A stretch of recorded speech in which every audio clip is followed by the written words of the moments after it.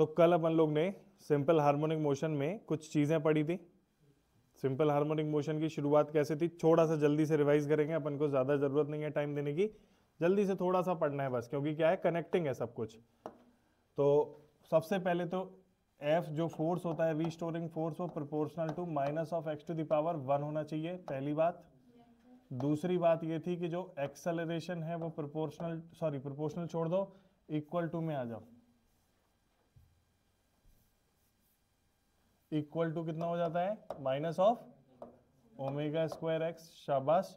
उसके बाद equation of SHM क्या बताई थी मैंने, x इज इक्वल, नहीं d two x over d t square, ये इधर आ जाएगा, प्लस इक्वल्स 0, शाबाश। फिर उसके बाद मैंने आप लोगों को और कुछ बताया था, इसको सॉल्व करने पर क्या आता है, x इज ए साइन या कॉस कुछ भी चलेगा, प्लस फाइव हो या 0 हो चलेगा, क्लियर है। इसके बाद हमने क्या पढ़ाया था, इसी से वेलोसिटी बनाई थी, v इज इक्वल्स टू कितना हो गया था, a omega cos omega T plus five, और एक और था v का फॉर्मूला क्या था, हाँ क्या था, omega under root a square minus x square, वो a से ही मैंने कॉमन लेके काट दिया, नहीं तो फिर इक्वेशन क्या बनती, A omega under root 1 minus x square upon A square. कल मैंने बताया था ऐसे भी कर सकते हैं। फिर एक्सेलरेशन कितना आया था अपना, माइनस ए omega square sine omega T plus five, याद आ रहा है। उसके बाद एक और फॉर्मूला था माइनस ओमेगा स्क्वायर एक्स, यहीं पर लौट के इधर ही आ जाते हैं हम लोग। फिर हम लोगों ने काइनेटिक एनर्जी लिखी थी, is equals to half m v square, v की जगह हम ये जो आपका मन करे वो डाल सकते हो। तो आ जाएगा हमारा, दो फॉर्मूले आ जाएंगे, एक आ जाएगा टाइम वाला, half M A square omega square cos square omega T plus five, सही है ना, क्लियर है कि नहीं है। और दूसरा फॉर्मूला इसका क्या होता है, half M omega square bracket के अंदर a square minus x square, सही है। फिर उसके बाद हमने v की, a की मैक्सिमम और काइनेटिक एनर्जी की मैक्सिमम और मिनिमम वैल्यूज लिखे थे। तो v का जो मैक्सिमम वैल्यू होता है, v मैक्स कितना होता है, प्लस माइनस ए ओमेगा, और v मिनिमम कितना बोला मैंने, 0, है ना। उसके बाद a का जो मैक्सिमम और मिनिमम वैल्यू होता है, a का एक्सेलरेशन का, प्लस माइनस ए ओमेगा स्क्वायर, और मिनिमम वैल्यू होता है, कहां होता है, 0, मीन पोजीशन पे। और वेलोसिटी मिनिमम कहां होती है, दोनों ही एक्सट्रीम पोजीशंस पर 0 0 होती है। उसी तरह से अगर जहां पर वेलोसिटी मैक्सिमम है वहां काइनेटिक एनर्जी मैक्सिमम है, जहां पर वेलोसिटी और मैक्सिमम और मिनिमम काइनेटिक एनर्जीज की वैल्यू कितनी आ जाएंगी, के ई मैक्स की वैल्यू लिखते हैं अपन, कितनी आएगी, half M A square omega square, cos square theta की मैक्सिमम वैल्यू +1 ही होती है, गॉट इट। ये वाली चीजें कल तक हम लोगों ने पढ़ ली थी। फिर हमने ग्राफ्स पढ़े थे, ग्राफ पढ़े थे कि नहीं, ग्राफ अभी मैं नहीं बना रहा हूं, लेकिन हाँ हमने एक लाइन जो रियल जैसा कुछ ग्राफ, वो लाइन बनाई थी ना, पोजीशन, और हाँ इसको नंबर लाइन कहते हैं अपन, नंबर लाइन बनाई थी एक, जहां पर x0 को हमने क्या माना था, मीन पोजीशन, वो दोबारा बनाते हैं। और अब उस पर आपको करना है, लेकिन उसके पहले हम पोटेंशियल एनर्जी देख लेते हैं। पोटेंशियल एनर्जी की परिभाषा आप लोग भूल गए, कल भी नहीं बता पा रहे थे, पढ़ के आए अभी, हाँ, negative of work done bye, यहां पर जो कंजर्वेटिव फोर्स है वो हमारा रीस्टोरिंग फोर्स ही है, तो work done by conservative force.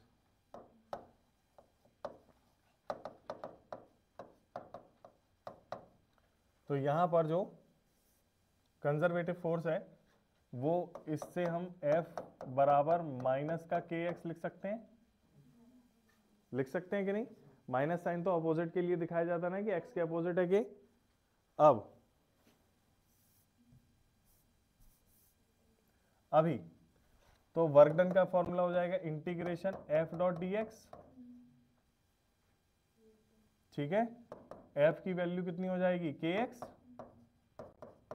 D x, के तो कांस्टेंट है, कांस्टेंट बाहर ही रहेगा, क्या हो जाएगा एक्स स्क्वायर अपॉन 2। तो जो पोटेंशियल एनर्जी हो गई हमारी वो कितनी हो जाएगी, हाफ के एक्स स्क्वायर। बोलो हाँ या ना, किसी प्रकार की समस्या है तो बताइए, सोच लो। उसके बाद हमारा जो वैल्यू था के का वैल्यू कितना लिखा था, कल ही लिखा था हमने के का वैल्यू भी, क्यों नहीं मिट रहा, हाँ कितना लिखा था बेटा, और एक minute,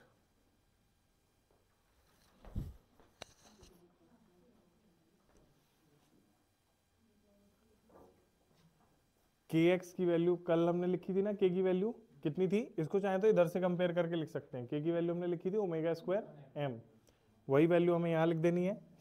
so k is equals to omega square m, ये दिख नहीं रहा होगा अच्छे से, k is equals to omega square m. अब ये जो ओमेगा स्क्वायर एम है इसका क्या करेंगे अपन, वैल्यू इधर रख देंगे के में। तो पोटेंशियल एनर्जी कितनी आ जा रही है अपनी, half M omega square x square, क्यों कैसी रही। तो पोटेंशियल एनर्जी की मैक्सिमम वैल्यू कितनी हो जाएगी इधर से, एक्स की वैल्यू मैक्सिमम रखेंगे, एक्स की वैल्यू मैक्सिमम क्या है, प्लस माइनस ए, बात तो एक ही रहे, चाहे प्लस रखो चाहे माइनस रखो तो प्लस ही हो जाएगा, हाफ एम ओमेगा स्क्वायर ए। और पोटेंशियल एनर्जी मिनिमम कितनी हो जाएगी,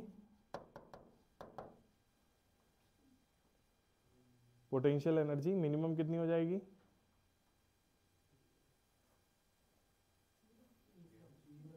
जीरो, जब x की वैल्यू मिनिमम है जो कि जीरो। ये कब होगा, at x is equals to plus minus A, और ये कब होगा, x is equals to zero. Problem किसी प्रकार की, सब बढ़िया चल रहा है। Potential energy is equals to negative of work done by conservative force. तो इंटीग्रेशन एफ डी एक्स, और एफ की जगह के एक्स डी एक्स, समझ गए ना। ये हर जगह पोटेंशियल एनर्जी ऐसे ही निकालते हैं, यही फॉर्मूला ही है। चाहे आप इलेक्ट्रोस्टैटिक पोटेंशियल एनर्जी निकालो, चाहे मैग्नेटिक निकालो, चाहे ग्रेविटेशनल निकालो, चाहे स्प्रिंग में पोटेंशियल एनर्जी निकालो, सेम ही है। ध्यान रखना है इस बात का, ये जो परिभाषा है ये नहीं बदलेगी अपनी, उसमें जो कंजर्वेटिव फोर्स है वो बदल जाएगा। सो इंटीग्रेशन बदल जाएगा, है ना, आंसर बदल जाएगा, लेकिन जो बेसिक डेफिनेशन है जो पोटेंशियल एनर्जी होती है वो तो नहीं बदलेगी ना। चलिए भाई, कहाँ पे बेटा, एम स्क्वायर ए स्क्वायर ना, बस ठीक है, ठीक है ना। अच्छा जरा एक बार वापस ये वाली याद रख ली अपन ने।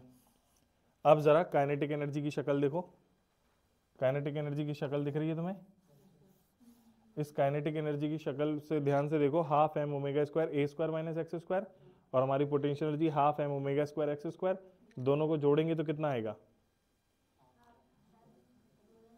देखो मैं फिर से लिखता हूँ, kinetic energy is equals to half M omega square A square minus x square, और पोटेंशियल एनर्जी अभी अभी निकाली हमने half M omega square x square. तो टोटल एनर्जी या टोटल मैकेनिकल एनर्जी जिसको हम कहते हैं वो कितनी आ जाएगी,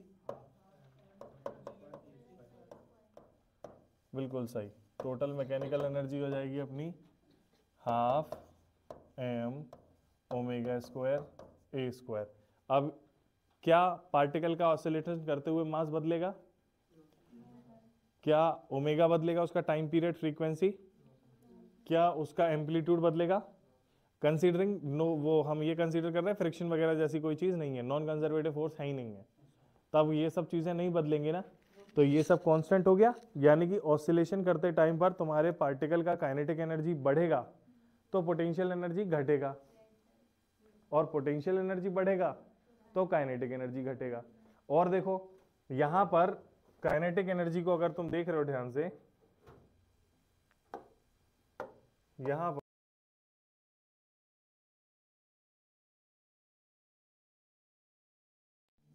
और तुम्हें पोटेंशियल एनर्जी क्या दिख रहा है, प्रोपोर्शनल टू एक्स स्क्वायर। जब इस तरह की इक्वेशन होती है तो ग्राफ कैसा बनता है,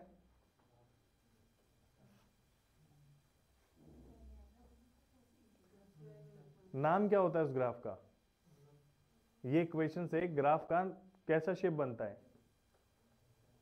हाँ कौन सा, पैराबोला। कौन सा शेप बनेगा, ये कैसे पता चला पैराबोला बनेगा, कैसे पता चला पैराबोला बनेगा, स्क्वायर के प्रोपोर्शनैलिटी है, कैसे है, अब एक में प्लस एक्स स्क्वायर एक में माइनस एक्स स्क्वायर, तो उससे भी पैराबोला का फर्क आएगा, क्या फर्क आएगा, हाँ एक डाउनवर्ड पैराबोला बनेगा और एक अपवर्ड पैराबोला बनेगा। यानी कि जब हम काइनेटिक एनर्जी और पोजीशन का ग्राफ बनाएंगे तो डाउनवर्ड पैराबोला बनेगा, और जब हम पोटेंशियल एनर्जी और इसका ग्राफ बनाएंगे तो अपवर्ड पैराबोला बनेगा। चलो ग्राफ बनाते हैं फिर इसी बात पे। x की वैल्यू 0 मीन पोजीशन है हमारी, x की वैल्यू प्लस ए एक्सट्रीम पोजीशन है हमारी, और x की वैल्यू माइनस ए भी एक एक्सट्रीम पोजीशन है हमारी, ठीक है ना। तो पोटेंशियल एनर्जी का ग्राफ कैसा बन रहा है, अपवर्ड पैराबोला, तो यहां तक ही जाएगी पोटेंशियल एनर्जी का ग्राफ। कोई भी ग्राफ x में प्लस ए माइनस ए के बीच में ही आएगा ना, तो अपवर्ड पैराबोला कैसा बनेगा, ऐसे, और इधर ऐसे, प्रॉब्लम किसी को। और डाउनवर्ड पैराबोला जो बनेगा हमारा वो बनेगा ऐसे और ऐसे, प्रॉब्लम किसी को। तो ये जो डाउनवर्ड पैराबोला है ये काइनेटिक एनर्जी का ग्राफ है,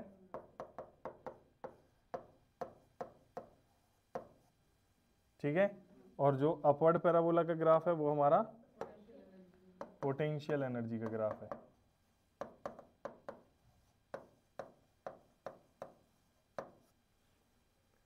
किसी प्रकार की समस्या दिख रही है आपको, यहां पर एनर्जी में चेंज किसके साथ देख रहे हैं हम लोग, पोजीशन के साथ। एनर्जी में चेंज किसके साथ देख रहे हैं, पोजीशन के साथ। तो ये हमारा एनर्जी पोजीशन ग्राफ है जिसमें हमने दोनों एनर्जी दिखा दी एक साथ, एनर्जी और पोजीशन। x0 को हम बोल रहे हैं मीन पोजीशन, इसको बोल रहे हैं एक्सट्रीम पोजीशन।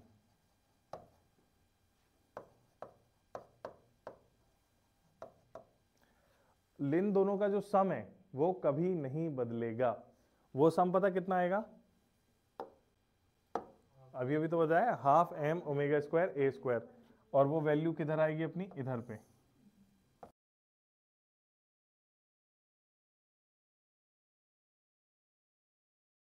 ये हमारी टोटल एनर्जी है।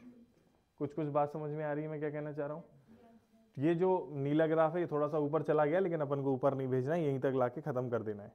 तो थोड़ा बहुत हाथ से बनाओ तो ऐसा हो ही जाता है, पर परफेक्ट एकदम ग्राफ बनेगा।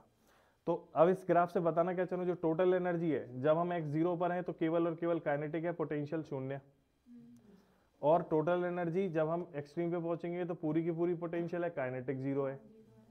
और बीच में कहीं पर निकालना है तो पोटेंशियल एनर्जी और काइनेटिक एनर्जी का सम करोगे तब जाकर के क्या निकलेगा, टोटल एनर्जी। और टोटल एनर्जी कैसी है, जो कि क्या है, क्यों है कांस्टेंट, क्यों, हाँ क्योंकि ओनली कंजर्वेटिव फोर्स इस पे काम कर रहे हैं, हमने फ्रिक्शन जैसा फोर्स अभी इस पे नहीं लगाया। अगर हम फ्रिक्शन जैसा फोर्स लगाएंगे तो क्या होगा, हाँ धीरे धीरे जो टोटल एनर्जी है वो घटेगी। वो किस में कन्वर्ट, टोटल एनर्जी वैसे देखो तो कभी नहीं घटेगी, टोटल मैकेनिकल एनर्जी घटेगी। वो किस में चली जाएगी, धीरे धीरे हीट के फॉर्म में कन्वर्ट होते होते पूरी हीट में खत्म हो जाएगी, और फाइनली हमारा पार्टिकल ऑसिलेट करते करते रुक जाएगा। ज्यादा फ्रिक्शन होगा तो जल्दी रुक जाएगा, कम फ्रिक्शन होगा तो देर में रुकेगा। आ रही है बात समझ में, किसी प्रकार की समस्या आपको दिख रही है क्या, नहीं है। ये ग्राफ समझ में आया, पक्की बात। कल जो ग्राफ बनाए थे तीनों वो समझ में आए थे। आप लोगों को ये बताया जाता है कि ये ग्राफ जो है हमारा, अगर हम इसका अभी तो पोजीशन के साथ बनाया, अगर हम टाइम के साथ बनाएंगे तो हमें क्या लिखना पड़ेगा, काइनेटिक एनर्जी हो जाएगा। देखो यहाँ पर x की जगह हम क्या लिखेंगे, a sin ओमेगा t, यही लिखोगे ना, बोलो हाँ या ना। तो जब तुम रखोगे और यहाँ पर तुम x की जगह पर यहाँ पर काइनेटिक एनर्जी में हाफ एम वी स्क्वायर में v की जगह रखोगे a omega cos omega T, रखोगे कि नहीं रखोगे? तो इस तरीके से जब तुम दोनों में रखोगे तो टाइम, अभी तो ये हमने जो बनाया वो किसका आया? पोजीशन के साथ, फिर हम बनाएंगे टाइम के साथ। तो काइनेटिक एनर्जी का टाइम के साथ रिलेशन आ रहा है हाफ एम, वी की जगह क्या लिखेंगे? A square omega square cos square omega T plus five. और पोटेंशियल एनर्जी बच्चा कितना हो जाएगा? Half M A square omega square sine square omega T plus five. अच्छा, इन दोनों को जोड़ो तब तो आंसर तो वही आएगा, हाफ एम ओमेगा स्क्वायर ए square sine square theta plus cos square theta कितना हो जाएगा? 1 हो जाएगा। वो चाहे टाइम में लिखो चाहे पोजीशन में लिखो, आपका जो आंसर आना है total energy, total mechanical energy बोल रहा हूं मैं, टोटल एनर्जी नहीं बोल रहा हूं, total sum of kinetic and potential जो आएगा वो जीरो कह रहा हूं, कांस्टेंट आएगा, चाहे कोई फॉर्मूला लिख लो। तो यहां पर ये वाला जो इक्वेशन है ये कॉस स्क्वायर और साइन स्क्वायर का इक्वेशन है ना। अगर हम टाइम का ग्राफ बनाने को लगे ना तो साइन स्क्वायर का जो ग्राफ बनेगा हमारा कॉस स्क्वायर का ग्राफ, वो ऐसे और ऐसे और ऐसे और ऐसे बनेगा, और साइन स्क्वायर का ग्राफ जो है ऐसे और ऐसे और ऐसे और ऐसे बनेगा, बिल्कुल नीचे नहीं जाएगा। ये नहीं आ रही मेरी बात समझ में? आ रही है? मतलब वैल्यूज जो हैं इसकी रिपीट तो हो रही हैं, लेकिन टू एंड फ्रो नहीं हो रहा मोशन इसका, मतलब जो वैल्यू में चेंज जो है टू एंड फ्रो नहीं हो रहा।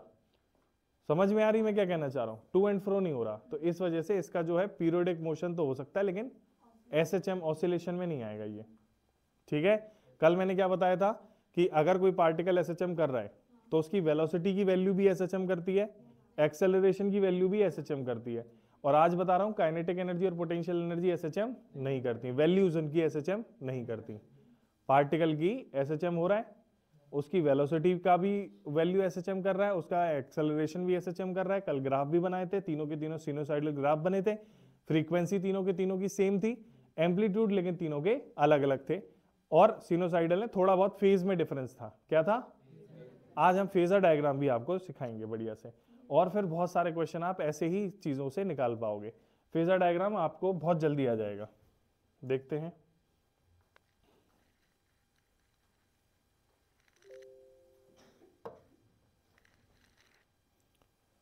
मैंने जगह छोड़ी, अब इसमें बहुत कुछ करेंगे अपन। ठीक है, फेजर डायग्राम।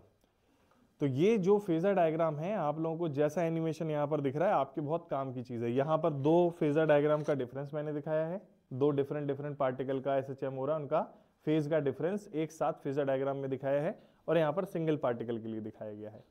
तो हम लोग अगर बिना एनिमेशन के देखते तो ऐसे बोला जाता, आपके पास इक्वेशन है x is equals to a sine omega T,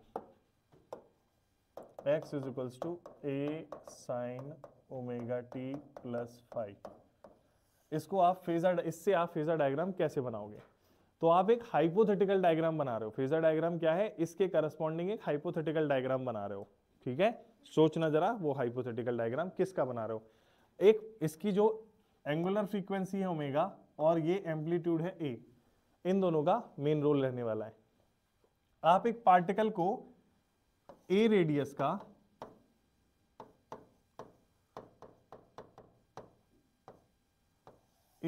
का सर्कुलर मोशन कराओ, ए रेडियस के पाथ में सर्कुलर मोशन कराओ। एक हाइपोथेटिकल पार्टिकल के ए रेडियस के पाथ में, ए रेडियस के सर्कुलर पाथ में सर्कुलर मोशन कराओ, और उसके मोशन की जो एंगुलर वेलोसिटी रहे वो कितनी रहे? ओमेगा। उसके जो मोशन की एंगुलर वेलोसिटी रहे वो कितनी रहे? बाहर कौन है? क्यों देख रहे हो? सामने देखो, मुझे देखो, मुझे। तो ए रेडियस हो गई हमारी और उसकी एंगुलर वेलोसिटी क्या है? ओमेगा। ए हमारे इसमें क्या था? ओमेगा क्या था? Angular frequency. सेम यूनिट होती है एंगुलर फ्रीक्वेंसी और एंगुलर वेलोसिटी की। एसएचएम में जो काम एंगुलर फ्रीक्वेंसी का है वही रोटेशनल मोशन में, सर्कुलर मोशन में ओमेगा एंगुलर वेलोसिटी का काम है। घुमा दिया आपने। यहां पर एक रेफरेंस बनाना है आपको, एक डायमीटर ऐसे बना लो, एक डायमीटर ऐसे बना लो। ठीक है, आपके पार्टिकल, और इसको बोलेंगे रेफरेंस लाइन। ठीक, अब आपको क्या करना है, जो आपका पार्टिकल है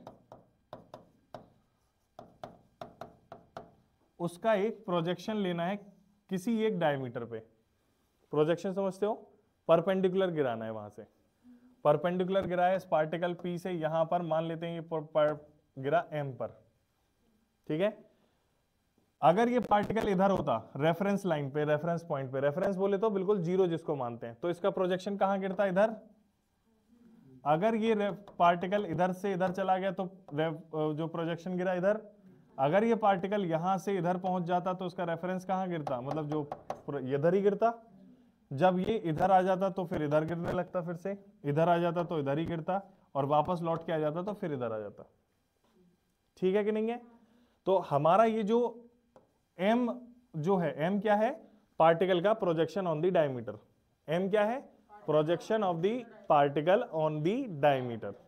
ठीक है, तो ये जो प्रोजेक्शन है ना हमारा डायमीटर का प्रोजेक्शन, वो डायमीटर पर जो प्रोजेक्शन है वो क्या कर रहा है, इस पॉइंट के टू एंड फ्रो मोशन कर रहा है। से यस और नो। जब पार्टिकल गोल गोल घूमेगा तो m हमारा ऊपर नीचे करेगा। ठीक है ना, इसको हम और इससे बहुत अच्छे से समझ सकते हैं। ये देखो पार्टिकल प्रोजेक्शन ही है एक तरीके से, देखो दिख रहा है ना तुम्हें, कर रहा है ये ऊपर नीचे। समझ में आया। तो हम अपने इस पार्टिकल जो कि एसएचएम कर रहा है, ये एसएचएम करेगा, ऑसिलेशन भी करेगा और ऑसिलेशन में एसएचएम करेगा, अभी हम प्रूफ करते हैं। तो ये जो एसएचएम करता है उस पार्टिकल के लिए ये जो लाइन दिख रहा है तुम्हें एरो, ये इसका फेज दिखा रहा है। फेज मतलब एंगल दिखाएगा। इसके लिए रेफरेंस इधर बनाएंगे अपन। आया समझ में कि नहीं आया।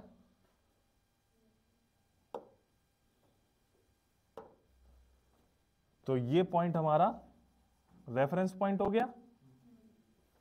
ठीक है, ये जो एरो सा दिखाई दे रहा है तुम्हें, ये पार्टिकल घूम रहा है वाली बात हो गई। ये तुम्हारा जो पार्टिकल जो एसएचएम कर रहा है प्रोजेक्शन, उसके लिए ये मीन पोजीशन हो गई। मीन पोजीशन को अपन इधर ऐसे करके दिखा देते हैं। और ये तुम्हारा पार्टिकल अधिक से अधिक इधर जा सकता है और इधर पीछे नीचे से नीचे इधर जा सकता है, तो ये उसकी एक्सट्रीम पोजीशन हो गई।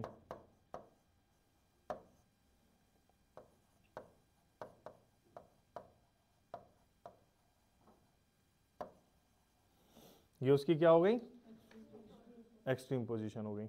बात आ रही है समझ में। किसी को किसी भी प्रकार की समस्या बोलिए भाई, सोच के बताएं, देख लो।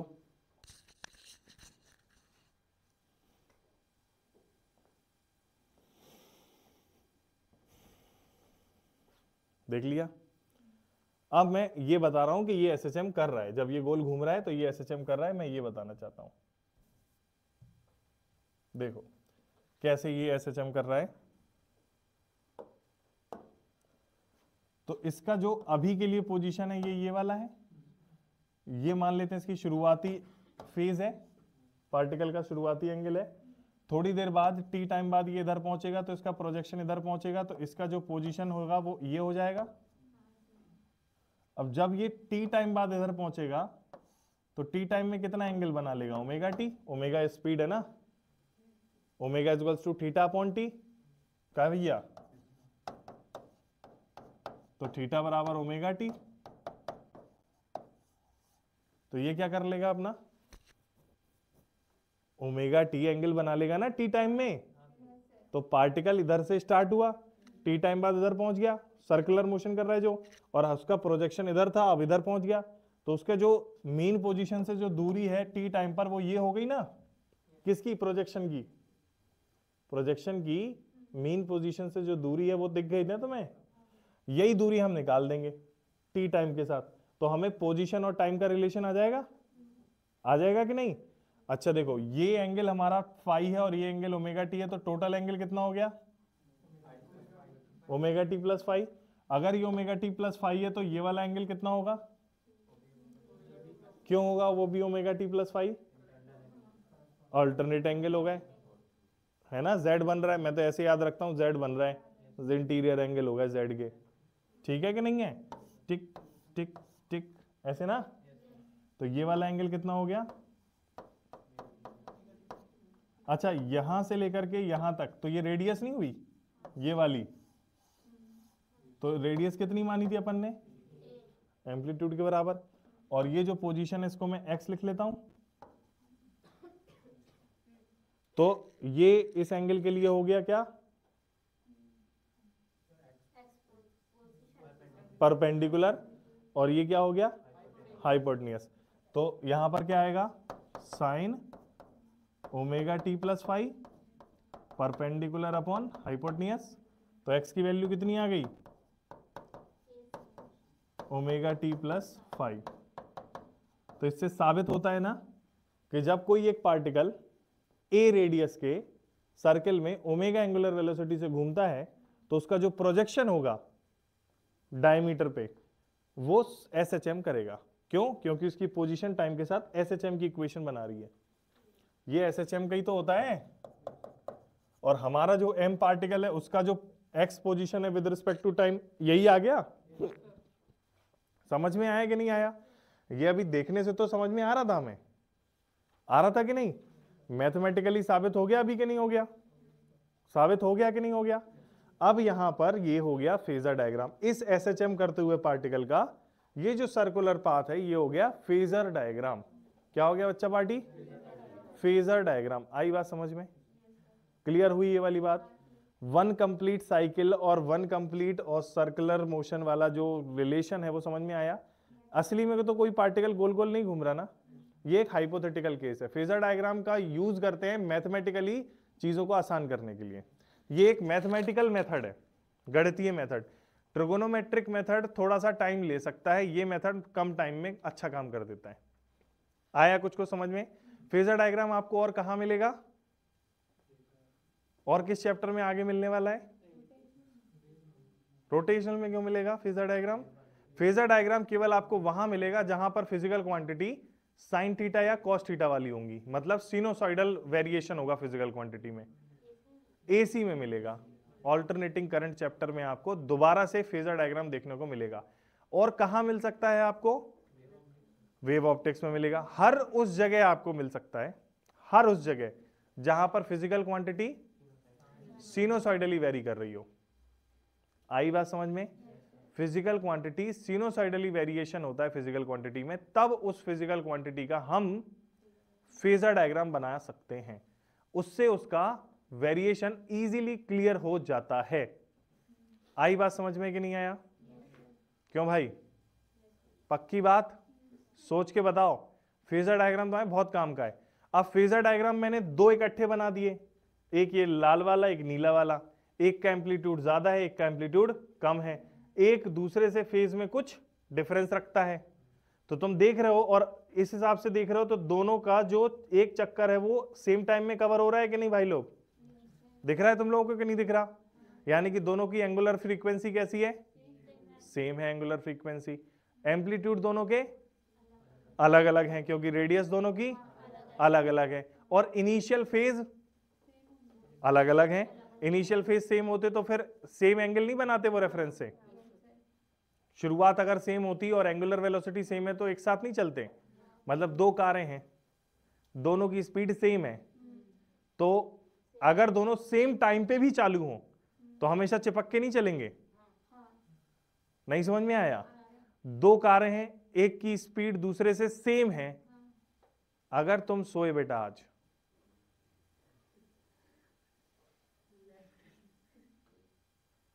बड़ी उबासी ले रहा है, रात भर बड़ी मेहनत करता है, किससे चैट करता है रात में?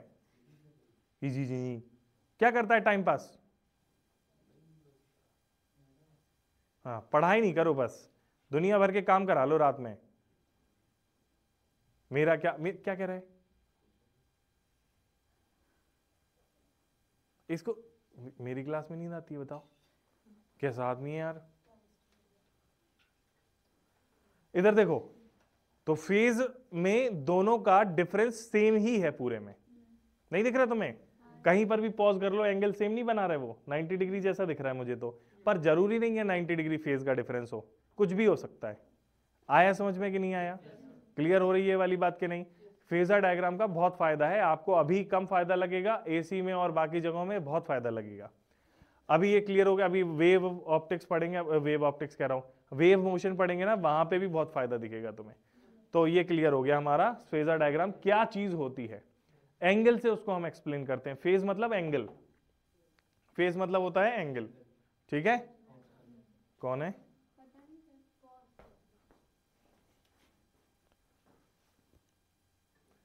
तो ठीक है, उम्मीद करते हैं तुम लोगों को फेजर डायग्राम ठीक से समझ में आ गया होगा। फेजर डायग्राम का हम यूज करके देखते हैं अभी, ठीक है। अभी बताते हैं फेजर डायग्राम का हम यूज क्या करेंगे, ठीक। अभी हमारे पास वो लाइन बनाई थी कल, x बराबर 0, x बराबर प्लस ए, x बराबर माइनस ए, ठीक है। लेट्स से एक SHM हो रहा है जिसका इक्वेशन है x बराबर a साइन ओमेगा टी। क्या बताता है ये इक्वेशन देख के सबसे पहले क्या पता चलता है तुम्हें? इक्वेशन देख के तुम्हें क्या लगता है पार्टिकल का क्या है? हाँ, सबसे पहले ये पता चलता है कि t बराबर 0, यानी कि पार्टिकल के मोशन की शुरुआत कहां थी? यहां से। एट t बराबर 0 पार्टिकल किधर था? इधर पे। मतलब t0 रखो तो फेज कितना आ रहा? t0 रखने पर फेज कितना आ रहा है?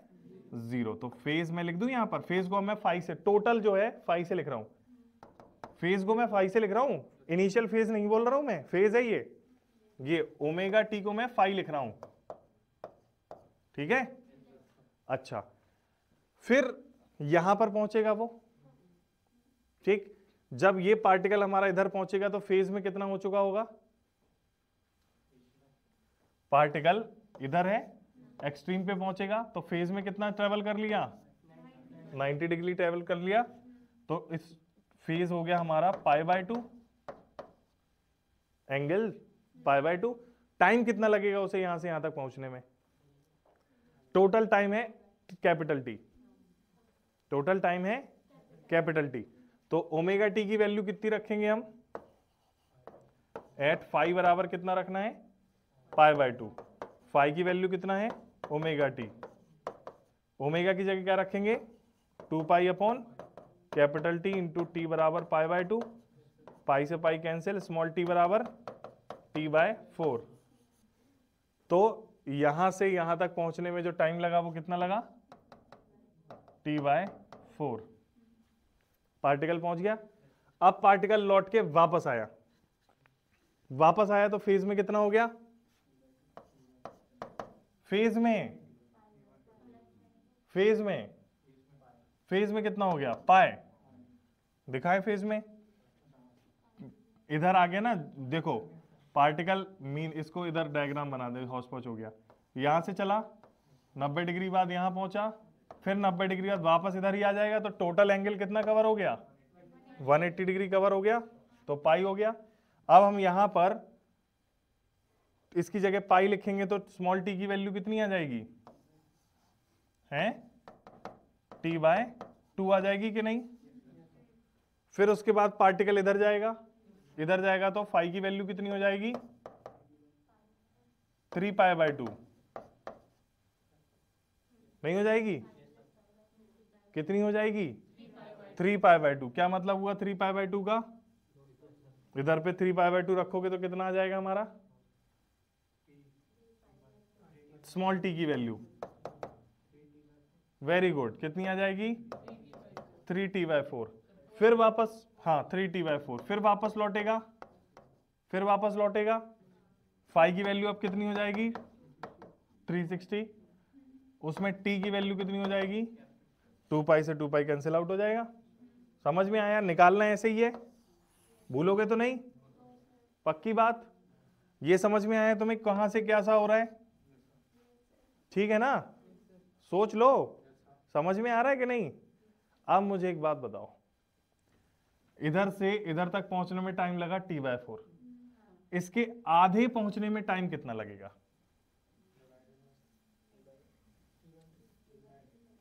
आधे पहुंचने में टाइम कितना लगेगा?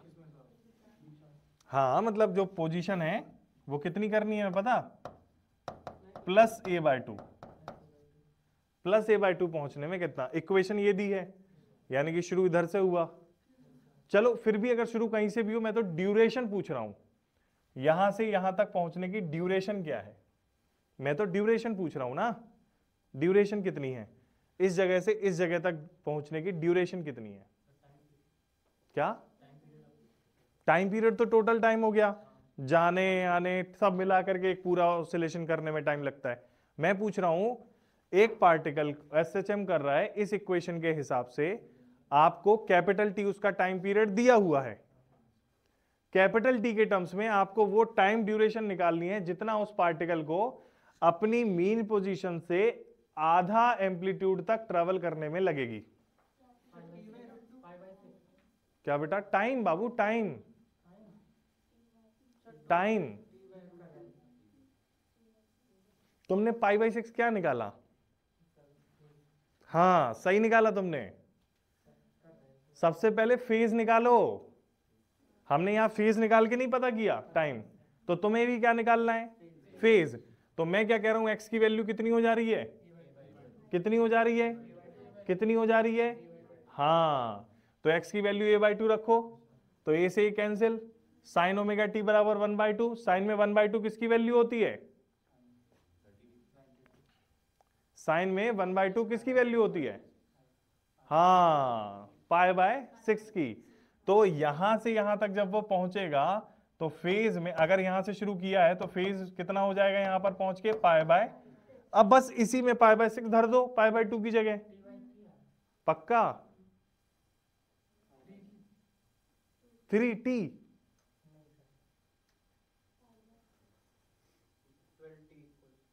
है t बाय 12 आ रहा है, 12 टी आ रहा है, स्मॉल टी की वैल्यू निकालनी है ना हमें, कैपिटल टी बाय 12 आएगा। नहीं आई मेरी बात समझ में, नहीं आई मेरी बात समझ में, पक्की बात, क्या कह रहा हूं मैं समझ में आ रहा है कि नहीं आ रहा है, सोच लो, क्लियर है कि नहीं है। और अगर इधर का टाइम पहुंचने का लिखें तो कैपिटल टी बाय 12 आएगा।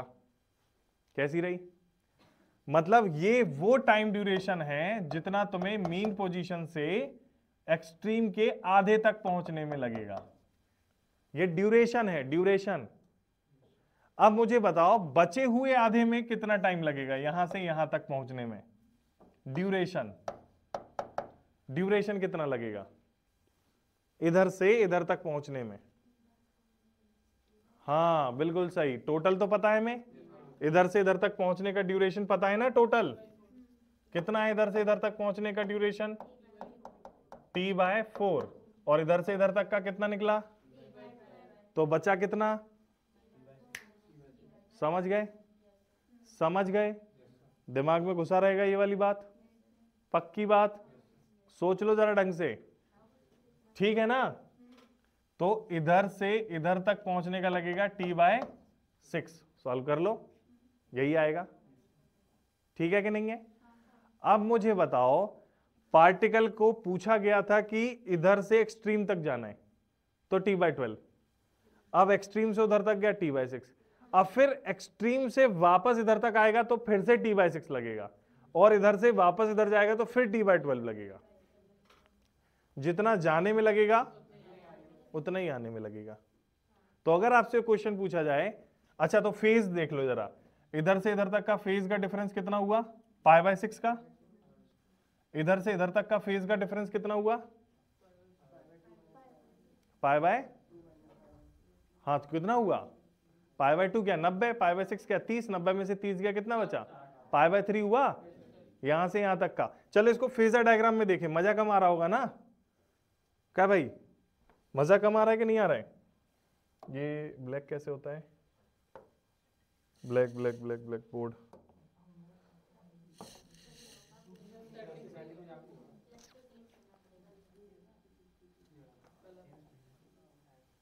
ओके हाँ, तो मैं किसकी बात कर रहा था आप लोगों से, फेजर डायग्राम की। फेजर डायग्राम बनाते हैं बढ़िया सा,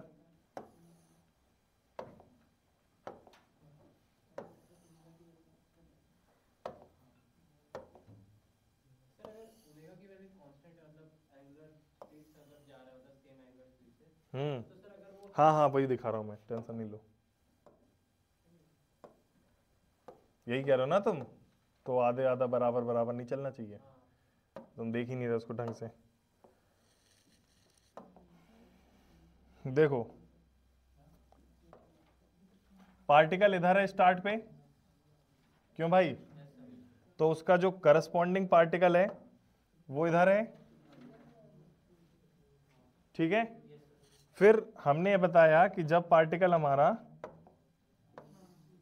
कितना एंगल बनाएगा, 30 डिग्री एंगल बनाएगा, यानी कि ये पार्टिकल इधर से उठ के किधर पहुंच गया, इधर पे पहुंच गया। कितना एंगल बनाया इसने, कितना फेस कवर किया, π/6 कवर किया। और पार्टिकल हमारा आधे पर आ गया, उसका करस्पॉन्डिंग जो है वो आधे पर आ गया।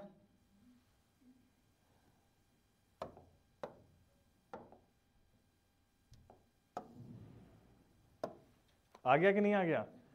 देखो इसको इधर से इधर तक जाने में मैं कह रहा हूं आधा है, टोटल टोटल कितना है a, और आधा है कि ये a/2 और ये वाला भी a/2। तो पार्टिकल इधर से इधर आया, कितना एंगल कवर किया, और इधर से इधर आया, कितना एंगल कवर किया।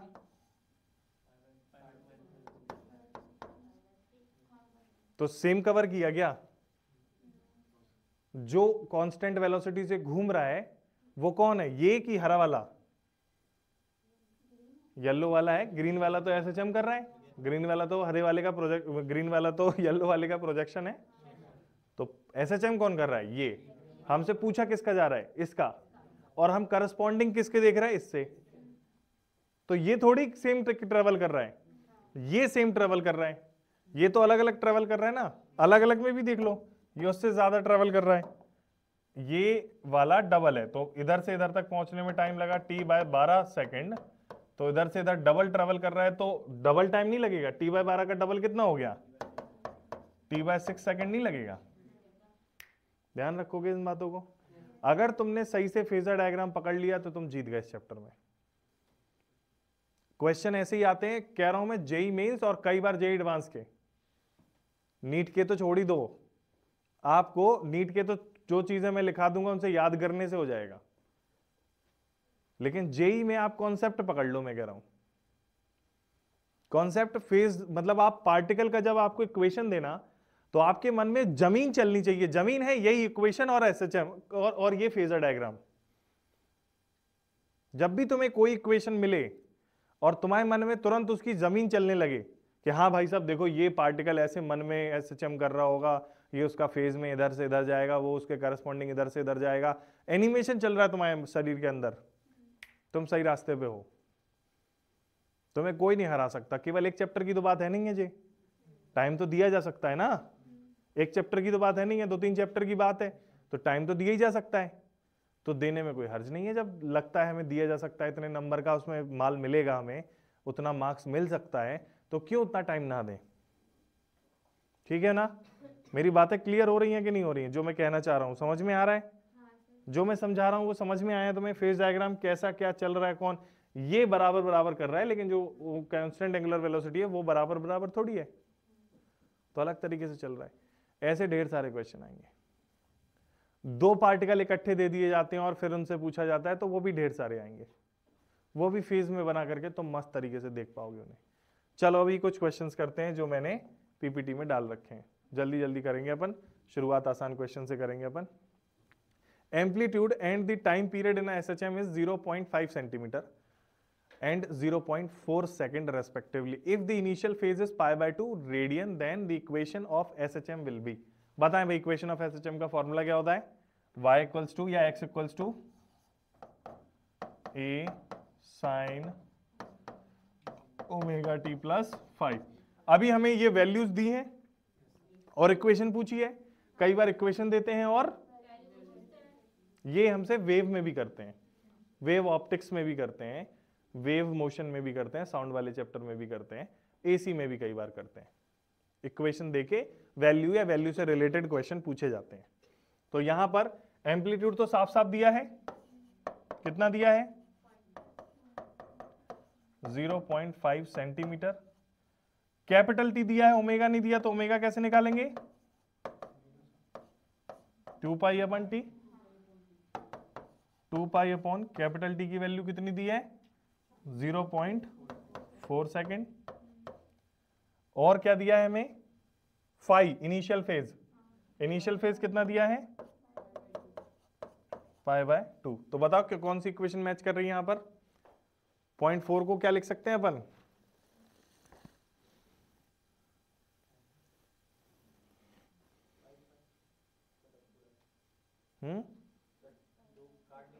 हाँ, 5 टाइम कटेगा 2, ठीक है। तो ओमेगा की वैल्यू कितनी हो गई? 5 पाई। शाबाश। सेंटीमीटर से बदलने की जरूरत नहीं है, यहां पर बदलना तो है नहीं है। ठीक है भाई, कौन सी इक्वेशन मैच कर रही है अपनी? कैसे? हाँ, तो हमारी इक्वेशन क्या बन रही है? यहां पर वैल्यू रखी हमने y is equals to 0.5 sine 5 pi T plus π/2। Sine 90 plus theta कितना होता है? cos theta. ये cos वाली ये इक्वेशन मैच कर रही, बाकी और कोई मैच ही नहीं कर रहा। यहां पर एक कदम और बढ़ाना पड़ेगा मैच कराने के लिए, 90 प्लस थीटा cos थीटा। ठीक है ना? आगे बढ़े? ठीक है, कर लिया ना? अगला, body of mass 5 gram is executing SHM about a point with amplitude 10 centimeter. Its maximum velocity is 100 centimeter per second. Its velocity will be 50 centimeter per second at a distance. किस जगह पर इसकी पोजीशन? तो हमें given क्या क्या है? मास 5 ग्राम, और क्या दिया है? एम्पलीट्यूड 10 सेंटीमीटर, और क्या दिया है? V max. वी मैक्स क्या होता है? हाँ, कितना होता है? V max 0। कुछ खा रहे हो उल्टा सीधा? प्लस माइनस ए ओमेगा। तो बेसिकली मैग्नीट्यूड की बात हो रही, ए ओमेगा। और क्या दिया है हमें? v कितना दिया है? 50 सेंटीमीटर पर सेकेंड। वी मैक्स की वैल्यू कितनी दे रखी है हमें? 100 सेंटीमीटर पर सेकेंड। तो ए ओमेगा की वैल्यू दे रखी है, ए हमें पता है, ओमेगा निकाल लेंगे। हमें क्या निकालना है? v की वैल्यू 50 सेंटीमीटर पर सेकेंड किस पोजीशन पे होगी, किस जगह होगी, यही पूछा है ना। तो ऐसा कोई फॉर्मूला है जिसमें वेलोसिटी और पोजीशन एक साथ आते हो? v is equals to omega under root, very good, v is equals to omega under root a square minus. आया समझ में कि नहीं आया? किसी प्रकार की कोई समस्या?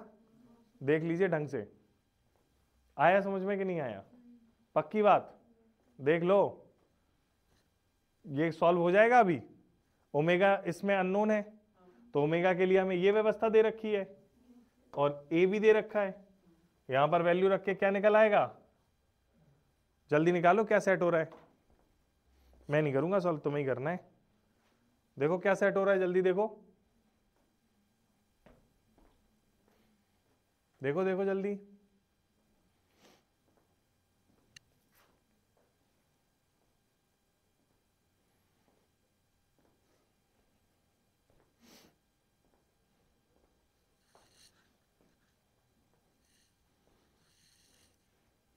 वैसे तो मैं सोच रहा था आज एक और पार्ट वाला करा देंगे, पर ये क्वेश्चन कराने भी जरूरी हैं।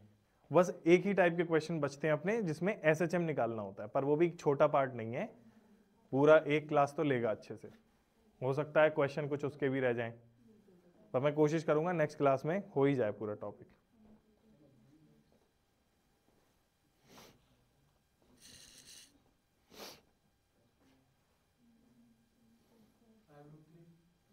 देखें बाकी लोग क्या बता रहे हैं।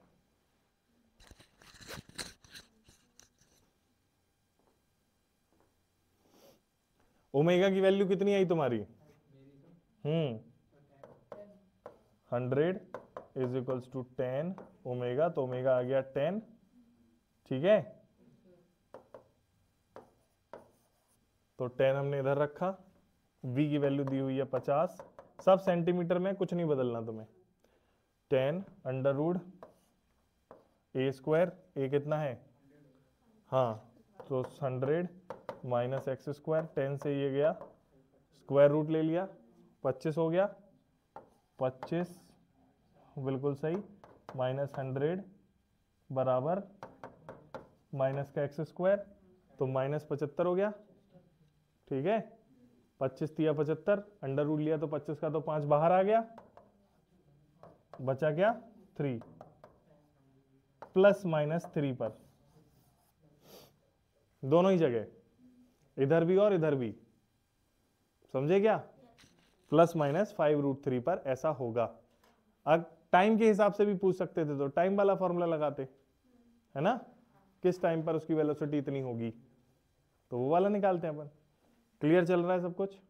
अगला लो, particle is executing SHM if its amplitude is 2 meter and periodic time 2 second, then maximum velocity of the particle will be, maximum velocity क्या होती है, a ओमेगा, हमें क्या दिया है, a दिया है हमें,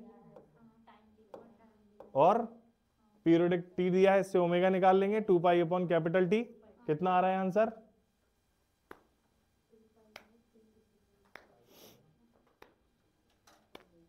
दोनों ही दो दो हैं, कट जाएंगे 2 से 2, कितना आंसर आ रहा है,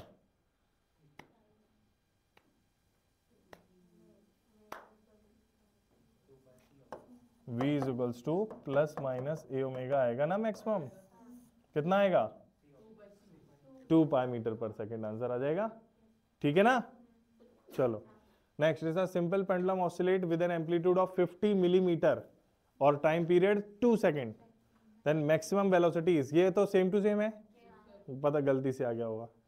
next, amplitude of particle executing SHM, frequency 60 hertz और एम्पलीट्यूड दिया 0.01 metre, maximum value of acceleration of the particle is, ये बताना है maximum value of acceleration. Same जैसे मैक्सिमम वैल्यू ऑफ वेलोसिटी निकाली, वैसे ही फॉर्मूला क्या होता है मैक्सिमम वैल्यू ऑफ एक्सेलरेशन का, प्लस माइनस स्क्वायर, कर लेंगे same to same, don't waste time, हो गया ना, आपको समझ में आ रहा है ना। मैंने एक जैसे 2 क्वेश्चन इसलिए डाले क्योंकि आपको आइडिया बनता रहे दिमाग में, और भी तो पूछ सकते हैं ऐसे चीजें देख करके, मैक्सिमम ये, मैक्सिमम वो, मैक्सिमम फलाना, ऐसे सब दे सकते हैं, काइनेटिक एनर्जी, पोटेंशियल एनर्जी, सब कुछ। Okay, when the potential energy of particle executing SHM is 1/4 of its maximum value during the oscillation, displacement of the particle from equilibrium position in terms of amplitude A, amplitude दिया है वो बताना है, देगा आ गया कुछ मिलता जुलता क्वेश्चन, जहां पर मैक्सिमम वैल्यू कुछ दी है, कुछ और पूछा है हमसे, समझे कि नहीं समझे। पोटेंशियल एनर्जी का फॉर्मूला निकाला ना हमने, देखो अभी 2 मिनट में कर लोगे तुम फॉर्मूला, अगर तुम्हें अभी याद होगा तो। क्या फॉर्मूला था पोटेंशियल एनर्जी का, हाँ, 1/2 m omega square x square, total energy का ए स्क्वायर होता है, या मैक्सिमम पोटेंशियल एनर्जी या मैक्सिमम काइनेटिक एनर्जी होता है 1/2 m ओमेगा स्क्वायर ए स्क्वायर। बताओ,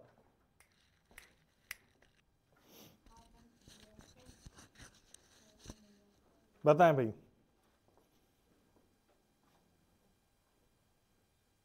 प्रॉब्लम किसी को किसी प्रकार की, जल्दी बताएं।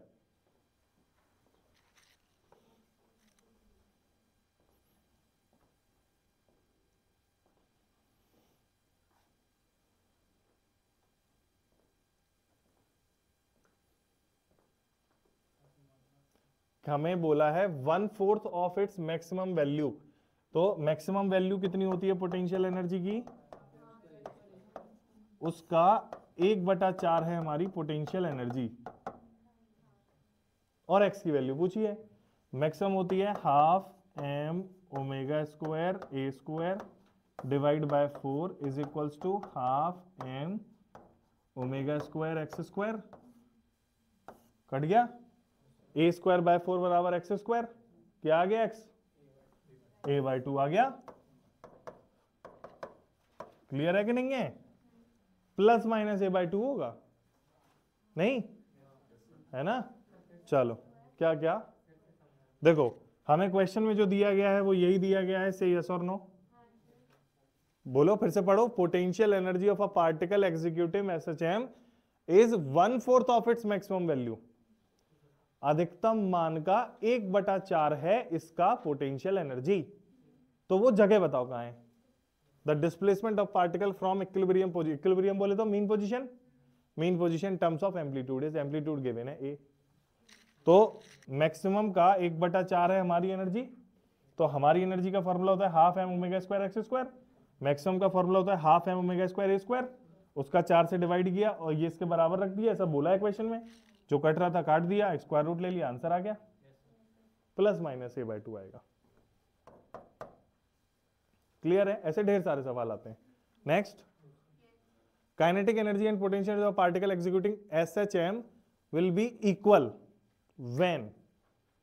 अभी काइनेटिक का फॉर्मूला आता है अपन को, पोटेंशियल का फॉर्मूला आता है अपन को, दोनों को क्या करना है और क्या निकालना है।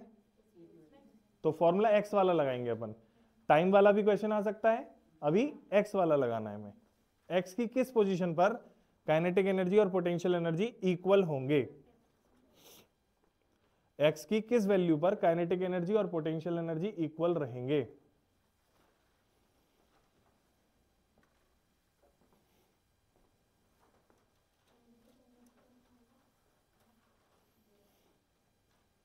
काइनेटिक एनर्जी का फॉर्मूला, हाँ बेटा,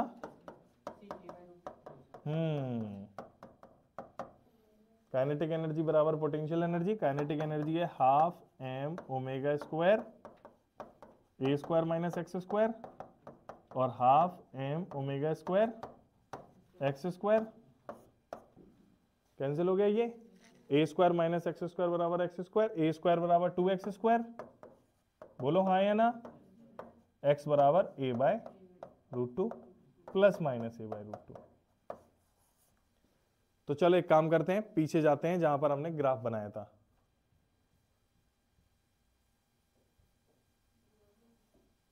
बहुत पीछे है क्या? ये है ग्राफ बनाया था हमने यहां पर। ये जगह देख रहे हो तुम, यहां पर पोटेंशियल एनर्जी और काइनेटिक एनर्जी की वैल्यू सेम है कि नहीं है। अब तुम इस जगह की वैल्यू लिख सकते हो, x बराबर a/√2 और x बराबर, वेरी गुड।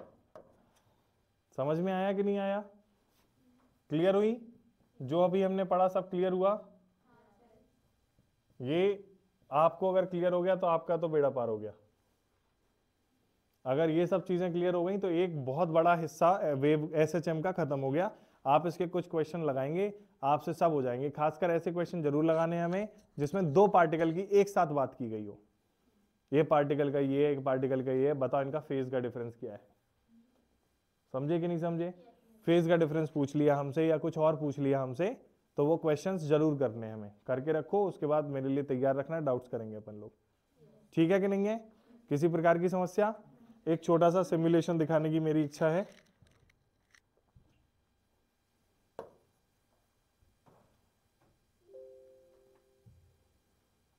सिमुलेशंस मैंने खोल के रखे थे।